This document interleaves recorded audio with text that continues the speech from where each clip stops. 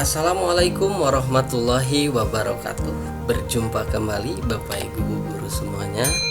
Pada kesempatan kali ini kita akan berlatih tentang soal-soal teknis atau tes teknis guru ya. Sambil berjalan nanti Bapak Ibu guru semuanya bisa sambil berlatih juga dengan cara menjawab soal-soal yang nanti akan saya sajikan. Baik, kita langsung saja pada soal nomor pertama. Nomor pertama, penilaian yang dilakukan oleh seorang guru harus didasarkan pada prosedur dan kriteria yang jelas. Tidak dipengaruhi subjektivitas penilai. Hal ini sesuai dengan prinsip A. Terbuka, B. Menyeluruh, C. Bermakna, D. Adil, E. Objektif. Silahkan Bapak Ibu guru semuanya bisa menjawab terlebih dahulu.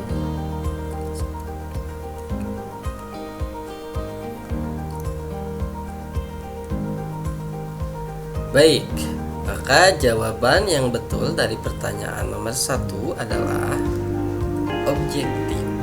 Kenapa?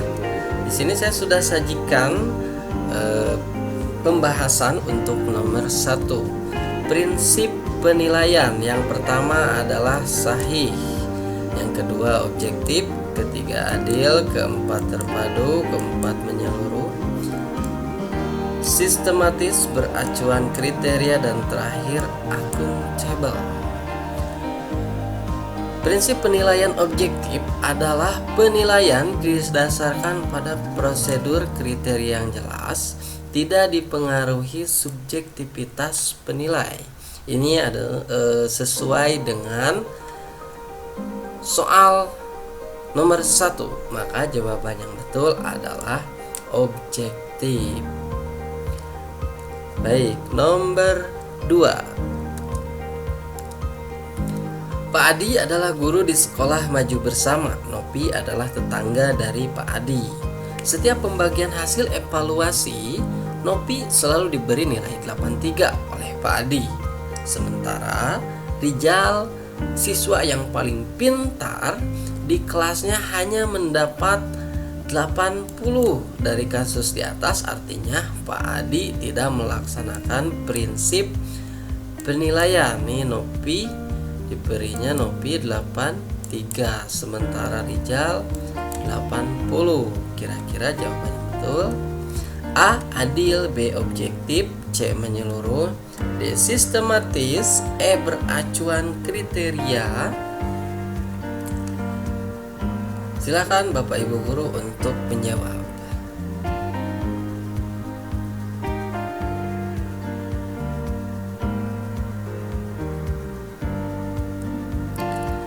Baik, jawaban yang betul adalah objektif. Kenapa objektif?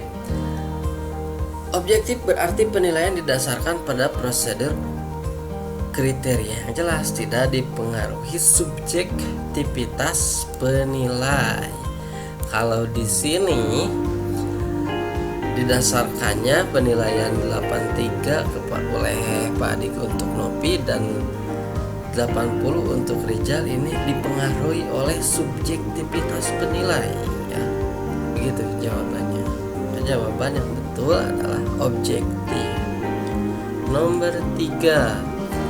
Disediakan 2 magnet dan paku. Siswa melakukan percobaan tarik-menarik kutub medan magnet. Komponen tujuan pembelajaran yang kurang dari hal tersebut adalah, jadi ini tuh sebuah tujuan pembelajaran ya, tujuan pembelajaran. A. Condition, B. Behavior dan degree, C. Condition and degree, D. Audience, E. Degree. Silakan Bapak Ibu guru.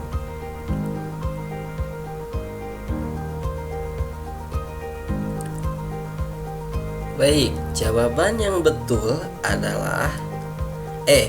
Degree. Kenapa? Audience di sini adalah peserta didik. Behavior, tingkah laku atau perilaku atau aktivitas suatu proses. C. Condition, persyaratan yang perlu dipenuhi agar perilaku diharapkan dapat tercapai. Degree merupakan tingkat penampilan yang dapat diterima oleh siswa setelah melalui rangkaian sajian proses pembelajaran. Kenapa degree? Karena di atas di tujuan pembelajarannya tidak ada degree-nya. Ya. Audience, peserta atau siswanya. Behavior, tingkah laku atau perilaku atau aktivitas suatu proses. Behaviornya melakukan percobaan, ditarik menarik atau kedua magnet. Condition, persyaratan yang perlu dipenuhi. Nah, ini conditionnya. Disediakan 2 magnet dan paku. Sedangkan degree di sini belum dicantumkan. Maka komponen tujuan pembelajaran yang kurang dari tujuan pembelajaran di sini adalah degree. Begitu. Baik, nomor selanjutnya. Nomor 4, dari banyaknya definisi atau batasan yang dikemukakan oleh para ahli, namun esensi dari pengertian penilaian portofolio adalah A. Kumpulan hasil karya siswa, B. Rekaman hasil karya siswa, C. Rangkaian hasil karya siswa, D. Kumpulan nilai siswa, E. Kumpulan siswa. Silakan Bapak Ibu Guru untuk menjawab. Dan jawaban yang betul adalah kumpulan hasil karya siswa. Portofolio adalah kumpulan hasil karya siswa, hasil karya seseorang peserta didik sebagai hasil pelaksana tugas kinerja yang ditentukan oleh guru atau oleh peserta didik bersama guru sebagai bagian dari usaha mencapai tujuan belajar untuk atau mencapai kompetensi yang ditentukan oleh atau ditentukan dalam kurikulum. Nah, di sini pembahasan arti penilaian portofolio dan yang sesuai dengan pilihan yang betul adalah A. Selanjutnya, nomor 5. Dalam rangka menilai tingkat keberhasilan pembelajaran, maka perlu dilakukan penilaian dalam bentuk tes. Di dalam penilaian dikenal dengan istilah tes formatif dan tes sumatif. Perbedaannya adalah tes formatif dan tes sumatif. Perbedaan: A. Cakupan materi dan bentuk soal, B. Bentuk soal dan waktu pelaksanaan, C. Cakupan materi dan waktu pelaksanaan, D. Bentuk soal dan kondisi peserta didik. Silakan Bapak Ibu Guru untuk menjawab.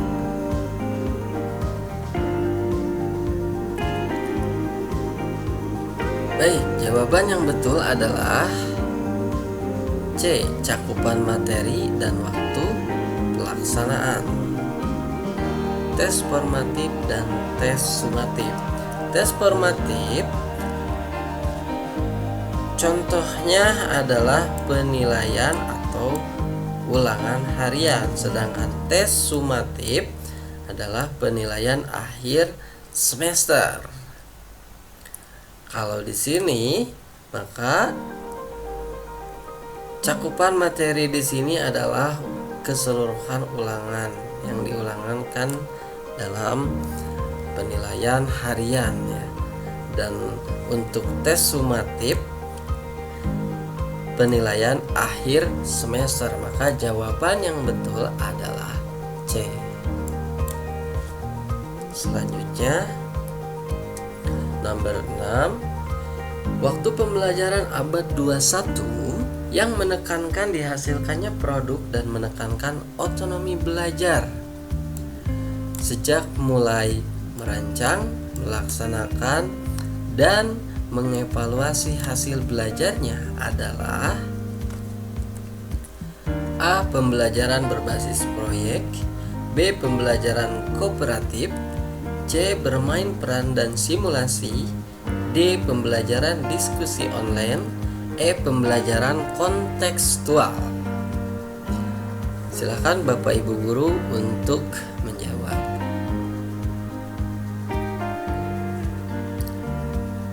Maka jawaban yang betul adalah A. Pembelajaran berbasis proyek. Kenapa? Menurut Bose dan Krauss, model pembelajaran berbasis proyek atau PGBL adalah sebuah model pembelajaran yang menekankan aktivitas siswa dalam memecahkan berbagai permasalahan yang bersifat open-ended dan mengaplikasikan pengetahuan mereka dalam mengerjakan sebuah proyek untuk menghasilkan sebuah produk otentik tertentu. Nah, di sini sudah sesuai dengan soal di atas ya, yang menekankan otonomi belajar sejak mulai dirancang, melaksanakan dan mengevaluasi hasil belajarnya. Maka jawaban yang betul adalah A. Pembelajaran berbasis proyek. Next, nomor 7. Jika silabus ada diksi memecahkan masalah sampah, maka itu dapat ditemukan pada komponen silabus. Nah, komponen silabus: A. Materi, B. Kegiatan pembelajaran, C. Kompetensi dasar, D. Indikator, E. Kompetensi inti. Silakan Bapak Ibu guru untuk menjawab.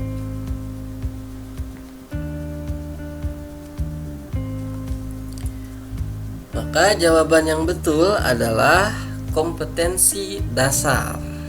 Baik, komponen silabus menurut Permendikbud nomor 22 tahun 2019 terdiri dari A. Identitas mata pelajaran, identitas sekolah, kompetensi inti, kompetensi dasar, tema, materi pokok, pembelajaran, penilaian, alokasi waktu, dan sumber belajar. Dalam kompetensi dasar itu biasanya ada diksi seperti ini. Maka jawaban yang betul adalah kompetensi dasar. Selanjutnya nomor 8. Erin adalah anak rajin, memiliki sikap yang baik dan bahkan sering mewakili dalam kegiatan olimpiade sains nasional. Tapi pada hasil laporan belajar dia memiliki 5 nilai yang di bawah KKM. Tindakan Bapak Ibu guru sebagai wali kelas adalah A. Siswa tersebut tetap naik kelas dengan pertimbangan peserta OSN. B. Meminta masukan dari guru-guru terkait naik tidaknya. C. Mendiskusikan dengan orang tua Erin terkait masalah ini. E. Tidak menaikkan kelas karena tidak memenuhi kriteria kenaikan kelas. Dan terakhir, naik kelas karena sikap baik. Silakan Bapak Ibu untuk menjawab. Baik, jawaban yang betul adalah D. Tidak naik kelas karena tidak memenuhi kriteria kenaikan kelas. Jadi, apa kriteria kenaikan kelas? Berdasarkan Permendikbud nomor 23 tahun 2016. Pertama, KI 1 dan KI 2 kompetensi sikap minimal baik. Kedua, KI 3 dan KI 4 kompetensi pengetahuan dan keterampilan tuntas.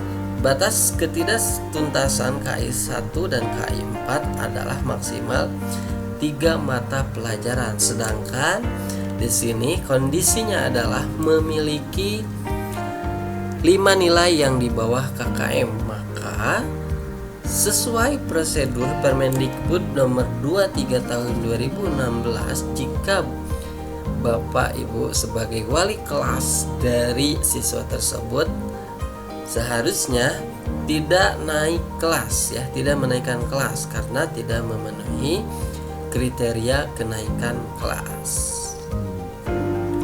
Nomor 8. Dalam pembelajaran di kelas, seorang guru melaksanakan 3 langkah pembelajaran. Salah satu pada kegiatan pendahuluan adalah apersepsi materi. Tujuan apersepsi materi adalah A. Mengaitkan materi pembelajaran pada minggu-minggu sebelumnya sesuai dengan materi hari ini. B. Merumuskan masalah terkait materi yang akan dipelajari. C. Melakukan pengelompokan sub materi agar mudah dipahami peserta didik. D. Merangsang dan membangun motivasi belajar peserta didik. E. Menciptakan kondisi belajar yang kondusif. Silakan Bapak Ibu untuk menjawab. Maka jawaban yang betul adalah A. Mengaitkan materi pembelajaran pada minggu-minggu sebelumnya sesuai dengan materi hari ini. Pembahasannya, apersepsi adalah mengaitkan materi pembelajaran pada minggu-minggu sebelumnya sesuai dengan materi hari ini, atau mengaitkan materi pelajaran sebelumnya, ya, sesuai dengan materi hari ini. Nomor selanjutnya, nomor 10. Saat merancang pembelajaran, seorang guru ingin menyederhanakan konsep prinsip hukum yang kompleks sehingga penjelasan penyajian pesan secara tertulis. Media apa yang paling tepat yang dipilih oleh guru tersebut? A. Bagan. B. AP, alat permainan edukatif. C. Flip chart. D. Foto. E. Gambar. Baik, silakan Bapak Ibu untuk menjawab.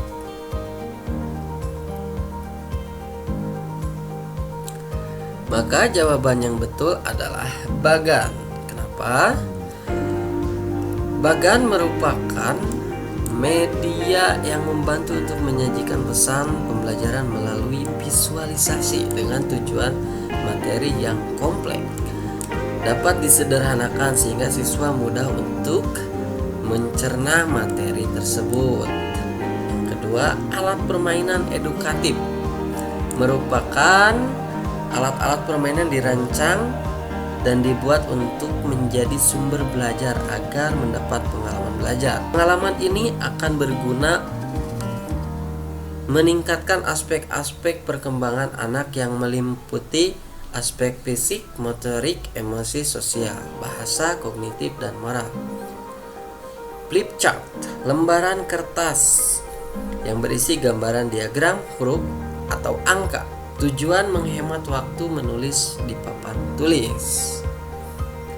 Kalau di sini kondisinya adalah penyajian pesan secara tertulis. Medianya apa? Yaitu bagan. Kondisi dalam soal ini adalah menyederhanakan konsep-konsep prinsip hukum yang kompleks sehingga memperjelas penyajian pesan secara tertulis. Ini sesuai dengan definisi bagan. Membantu untuk menyajikan pesan pembelajaran melalui visualisasi dengan tujuan materi yang kompleks. Nah, sesuai. Maka jawaban yang betul untuk pertanyaan nomor 10 adalah bagan. Nomor selanjutnya, nomor 11. Nomor ini saya kasih bonus untuk Bapak Ibu guru. Silahkan dijawab di kolom komentar beserta alasannya dan atau kenapa menjawab soal ini. Pada akhir pembelajaran, siswa diminta untuk mendemonstrasikan tugas belajar yang diberikan guru dengan tujuan agar siswa tersebut mengaplikasikan kemampuan keterampilan yang dimilikinya dan guru dapat menilai kompetensinya. Instrumen yang dapat dipilih oleh guru untuk merekam hasil belajar. Instrumen yang dipilih oleh guru untuk merekam hasil belajar: A. Daftar cek, B. Benar salah, C. Pilihan ganda, D. Menjodohkan, E. Jawaban bebas.